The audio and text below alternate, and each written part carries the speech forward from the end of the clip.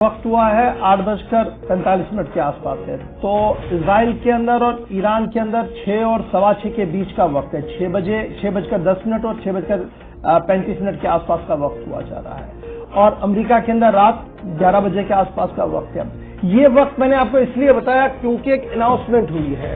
رات کو ایک جگہ اناؤنسمنٹ ہوئی، صبح ایک جگہ ہو رہی ہے، اور کیا پورے دن وہاں پر رہے گا، اس لیے بات بڑی امپورٹنٹ ہے۔ اور اس وقت کے بیچ کیا وقت کا پہیہ جو تیزی کے ساتھ جنگ کی اور جا رہا تھا، کیا وہ رک پائے گا؟ ایک بڑا سوال ہے، کیونکہ امریکہ نے ایک بڑا اعلان کر دیا ہے۔ 13 دن کے بعد امریکی صدر ڈونلڈ ٹرمپ کی طرف سے سوشل میڈیا ٹویٹ سامنے آیا ہے، اور سوشل میڈیا پر انہوں نے اپنی بات رکھتے ہوئے صاف کر دیا کہ ایران اسرائیل کے بیچ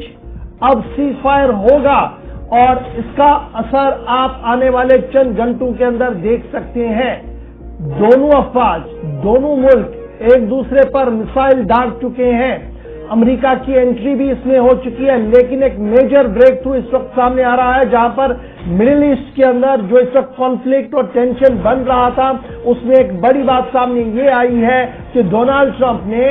رات دیر گئے اپنے سوشل میڈیا سائٹ پر تحریر کیا کہ دونوں ملک اب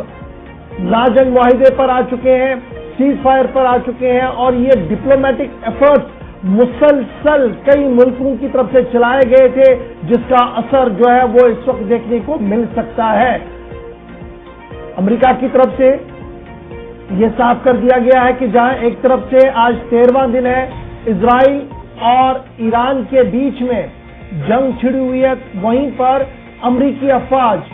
جو مختلف مقامات پر اپنے بیس کیمپوں پر ہے، جہاں پر بیسز ان کی بنائی گئی ہے، تو وہ صاف کر دیا گیا ہے کہ وہ آن ہائی الرٹ پر رہیں گی۔ بڑی خبر جو اس وقت کی سب سے بڑی آ رہی ہے، ٹرمپ کا ٹویٹ ذرا فٹافٹ سے چلائیے گا، اور یہ ٹویٹ بڑا امپورٹنٹ ہے، یہ پولیٹیکلی، ڈپلومیٹیکلی اور ملٹری فرنٹ پر کافی امپورٹنٹ ہے۔ اور اس کے بعد عباس اراغچی جو فارن افیئر منسٹر ہے، ان کی بات ہم تھوڑی دیر میں آپ کو بتائیں گے، لیکن فی الحال بڑی بات کہ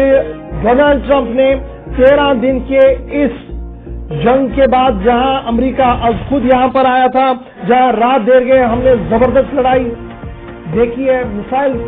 دھواں، بارود دیکھا ہے، اس بیچ ڈونلڈ ٹرمپ نے سیز فائر کا اعلان کر دیا ہے، اور ان کا ماننا ہے کہ دونوں ملک اس سیز فائر پر کاربند رہیں گے۔